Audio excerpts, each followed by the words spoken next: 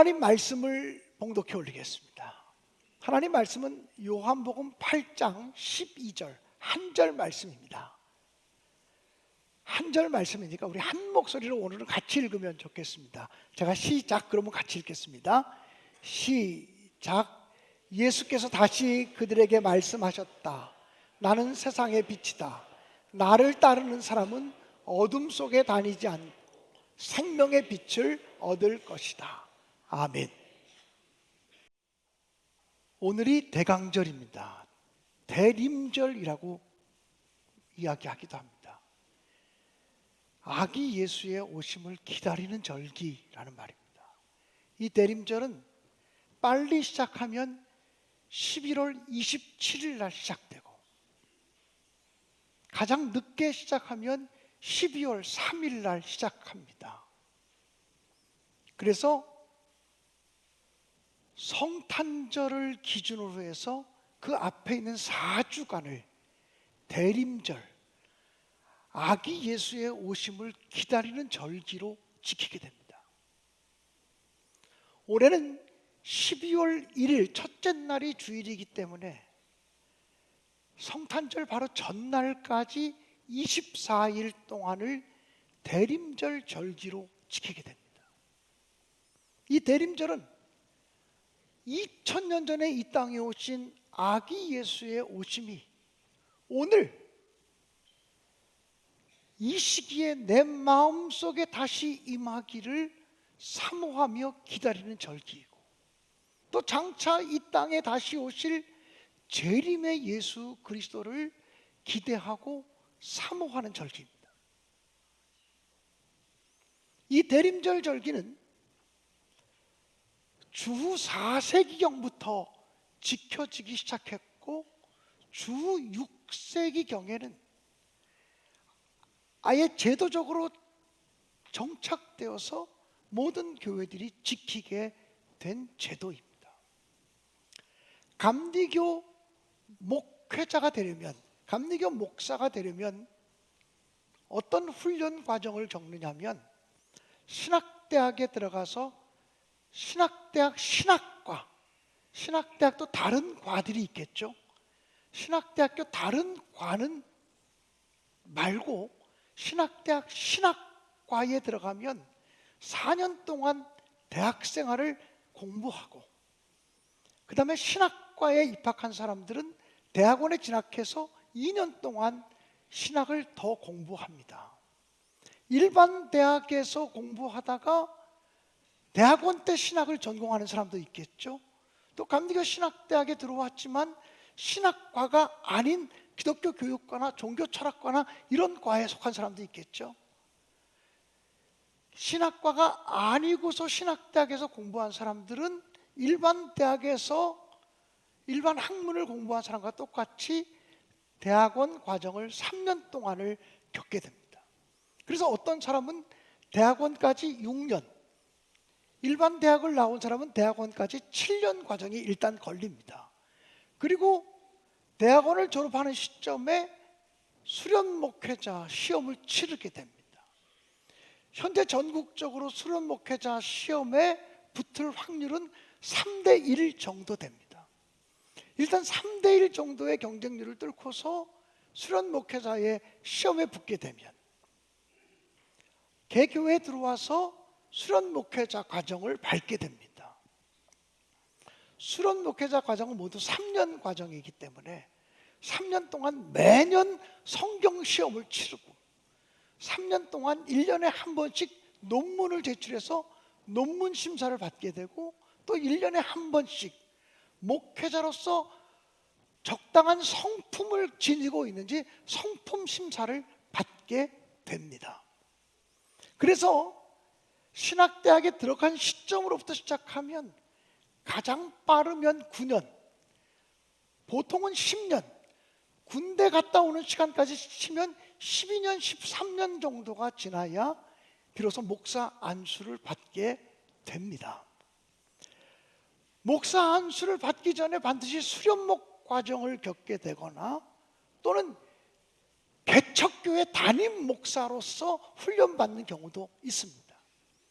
수련 목회자 3년 기간 동안 매년 논문을 제출해야 된다고 말했는데, 수련 목회자 1년 차에 제출되어지는 첫 번째 논문이 교회력에 근거한 목회 계획입니다.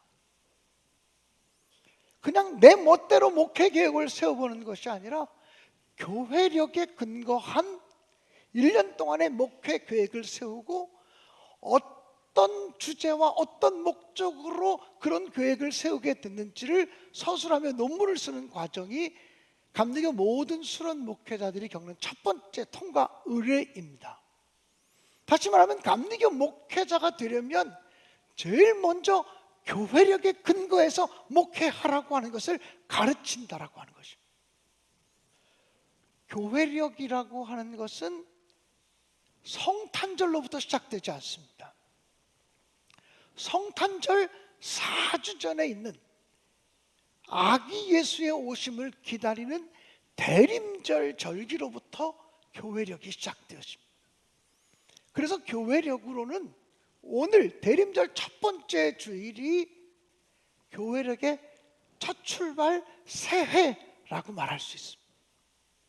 교회력으로 새로운 출발을 하시는 신약의 모든 성도들에게 우리를 새롭게 하시는 하나님의 은혜가 함께 하시기를 주님의 이름으로 간절히 축복합니다. 오늘 성경 본문 요한복음 8장 12절에 보면 나는 세상의 빛이니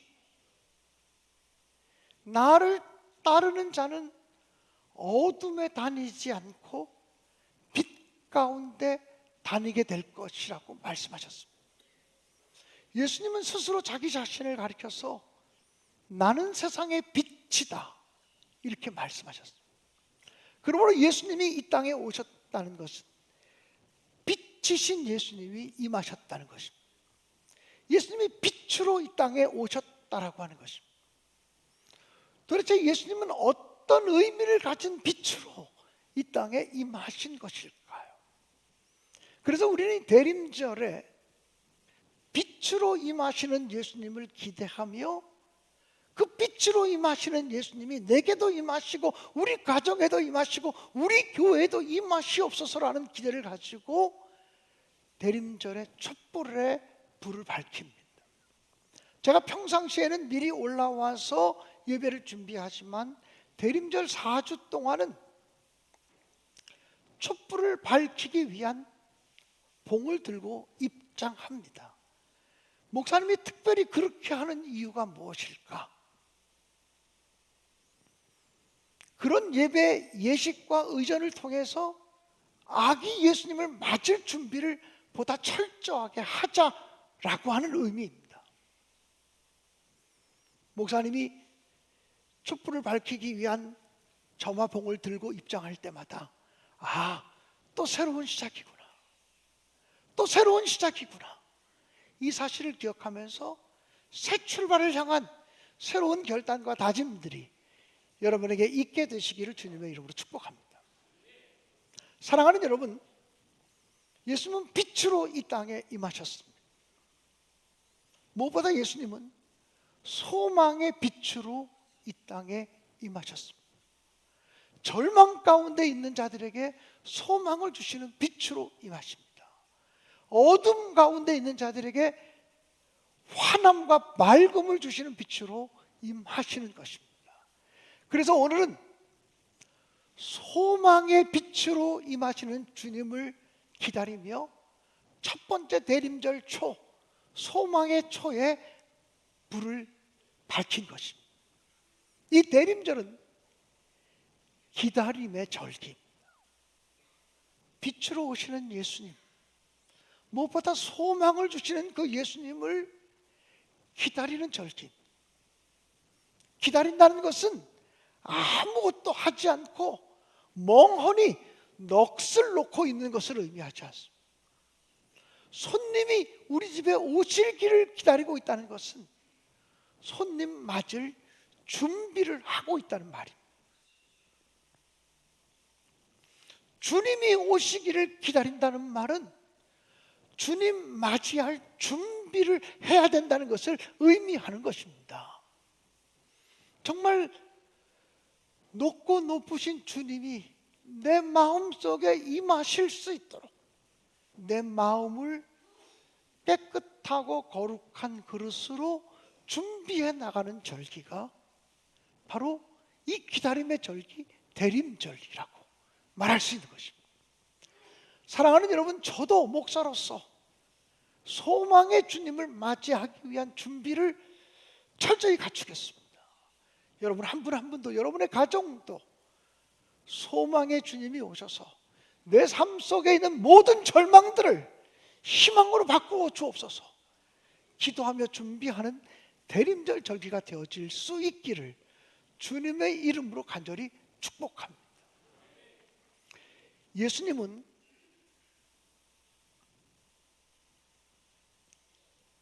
말씀의 빛으로 이 땅에 임하셨습니다. 그래서 요한복음 1장에 보면 태초에 말씀이 계시니라.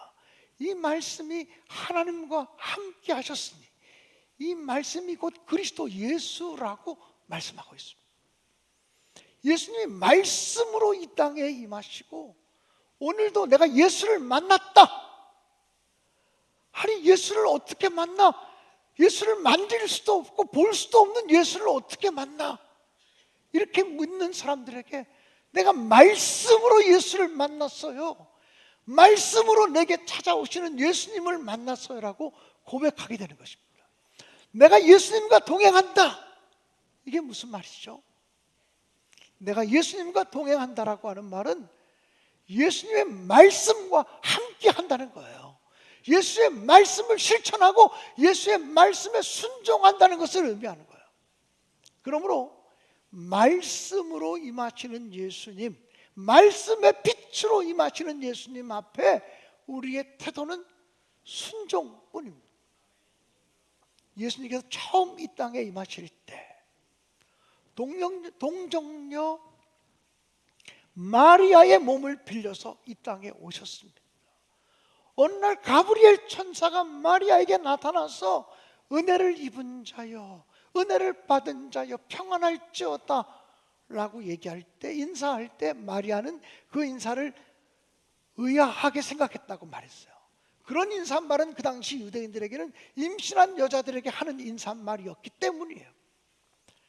마리아는 아직 사내를 알지 못하는 자기의 몸을 통해서 예수님이 태어난다는 소리를 들을 때 이성적으로 받아들일 수 없고 감정적으로 받아들일 수 없고 내 삶의 경험을 통해서 받아들일 수 없는 상태였지만 그가 결국 뭐라고 고백합니까? 주의 여종이오니 주의 말씀대로 이루어지이다 라고 말합니다. 여러분, 순종이라는 것은 내가 이해하기 때문에 알았어, 그게 순종이 아닙니다. 내가 감성적으로 감정적으로 동의하기 때문에 알았어 라고 말하는 것이 순종이 아닙니다. 내 경험을 통해서 받아들일 수 있기 때문에 알았어 라고 말하는 것이 순종이 아닙니다. 적어도 전능하신 하나님, 오늘 찬양단이 전능하신 나의 주 하나님이라고 하는 찬양으로부터 예배를 시작하셨는데 전능하신 하나님의 말씀 앞에는 내가 언제나 무조건 기꺼이 순종하겠습니다. 이것이 신앙인의 태도이고 말씀의 빛 앞에 말씀의 빛으로 임하시는 주님에게 순종하겠습니다 고백함으로 우리의 성탄이 시작되어질 수 있기를 주님의 이름으로 축원합니다. 또 말씀의 빛으로 임하시는 예수 그리스도를 생각하며 말씀 앞에 온전하게 순종하지 못했던 것을 회개하고 돌이키는 마음으로 우리가 성탄절을 향해서 나아갈 수 있게 되어지기를 주님의 이름으로 간절히 축원합니다. 구약 성경 이사야 59장 1절에는 이렇게 기록되어져 있습니다. 여호와의 손이 짧아 구원하지 못하심도 아니요 귀가 둔하여 듣지 못하심도 아니라고. 여호와의 손이 짧아서 우리를 구원하지 못하는 것도 아니고 여호와 하나님의 귀가 어두워져서 귀가 둔해져서 우리의 기도를 듣지 못하시는 것도 아니다. 너희 죄가 하나님과 너희 사이를 가로막고 있기 때문에 너희를 구원할 수 없는 것이라고 말합니다.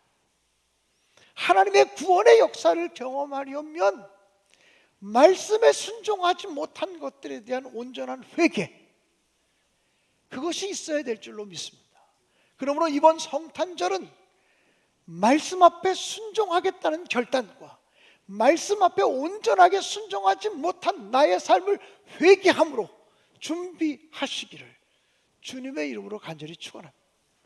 그래서 다음 주 대림절 두 번째 주일에는 말씀의 빛으로 임하시는 주님을 기다리며 두 번째 초에 불을 붙일 것입니다.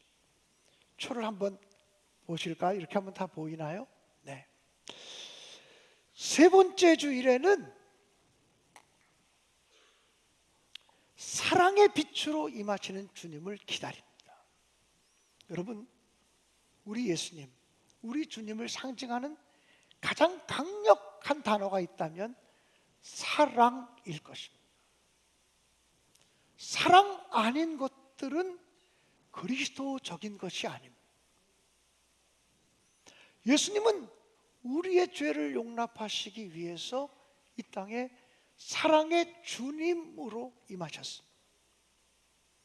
그 사랑의 주님은 이 땅에 임하시기 위해서 자기 비움과 낮아짐을 통해서 이 땅에 임하셨고, 자기의 몸을 찢어 나누심으로 구원의 역사를 이루셨습니다.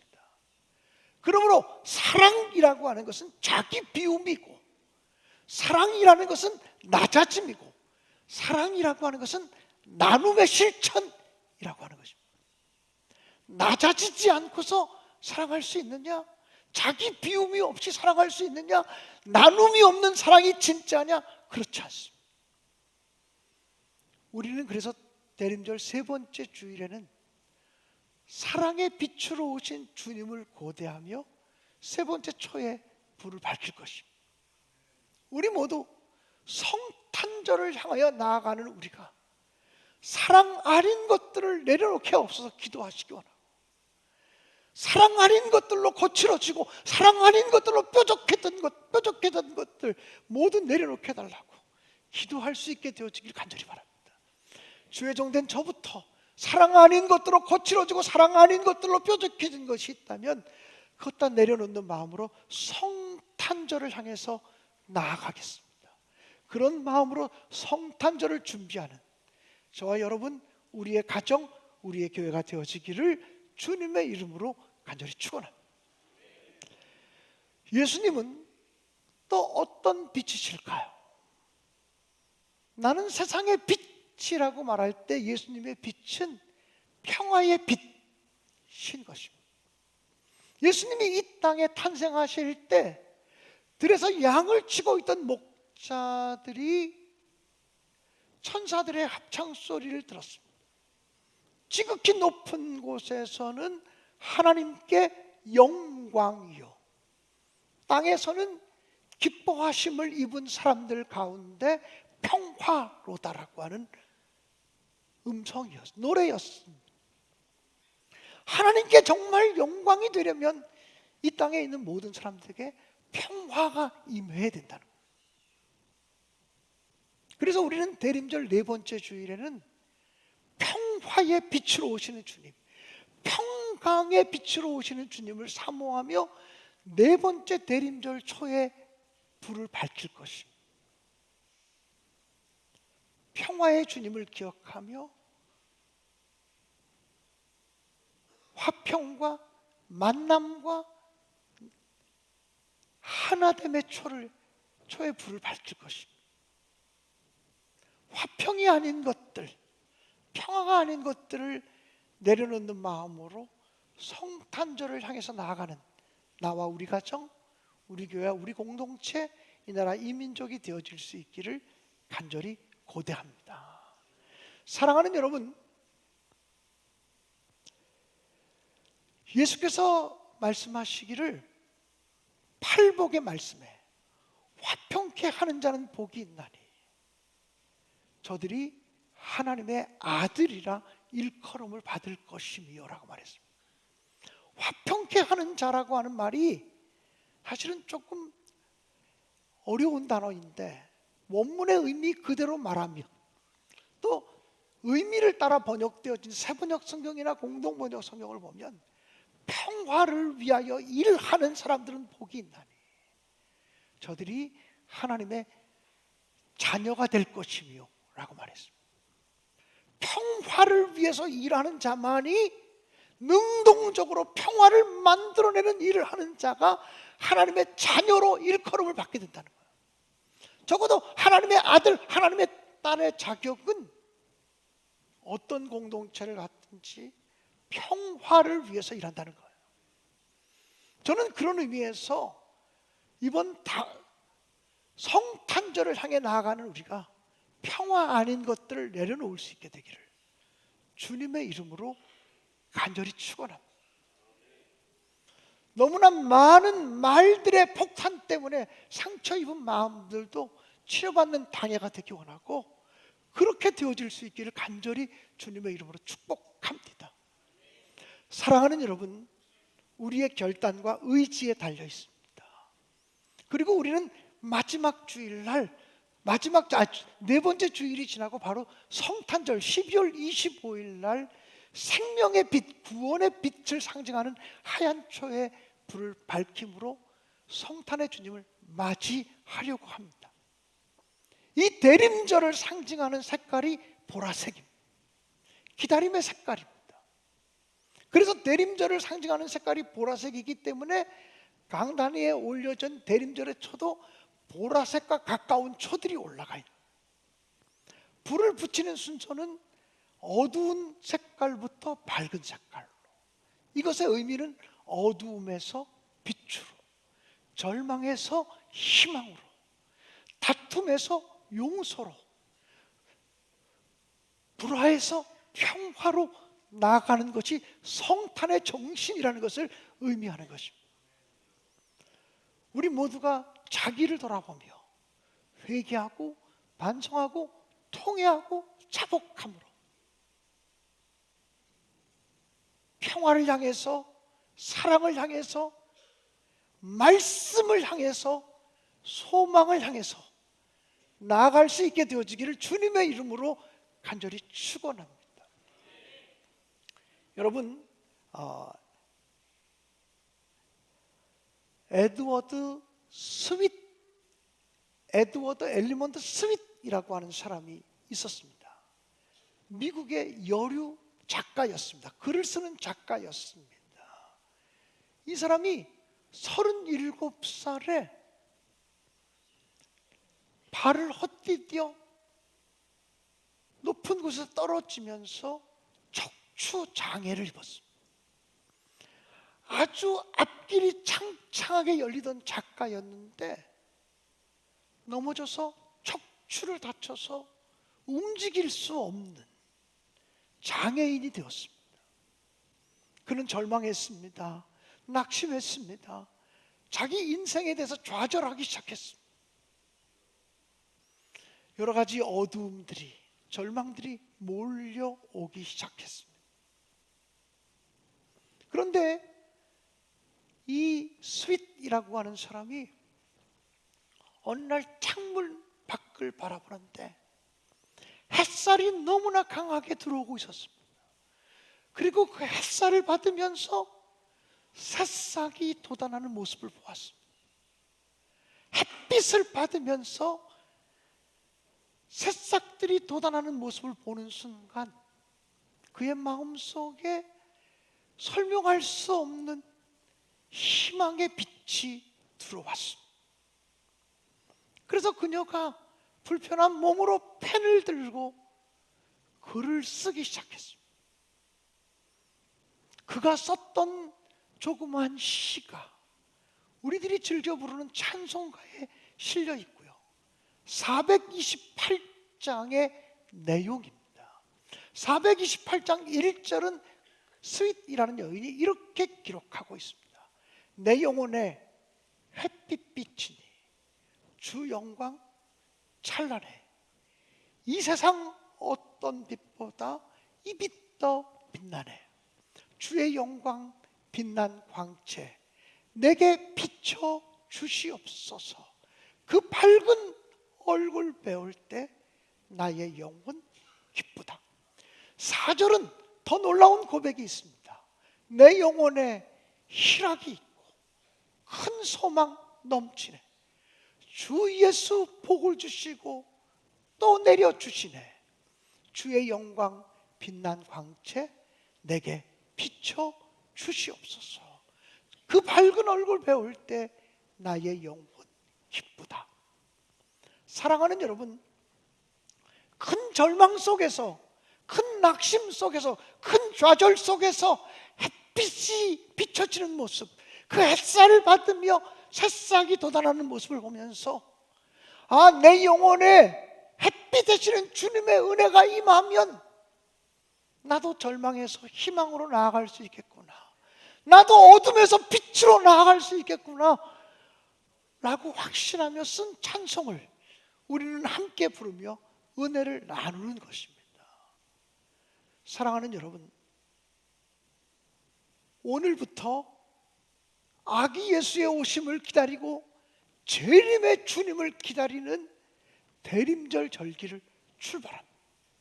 오늘부터 24일 동안 매일매일 절망을 희망으로 채우시고 매일매일 불순종을 순종으로 채우시고 회개의 영을 가지고 성탄절을 향해 나아가기를 간절히 축복합니다. 또 매일매일 사랑의 영으로 채우시고 매일매일 평화의 영으로 채우셔서 이번 성탄절이 나와 우리 가정, 우리 교회, 우리 공동체 위에 하나님의 은혜가 임하는 것을 체험하는 복된 성탄절 절기가 되어지기를 주님의 이름으로 간절히 축원합니다.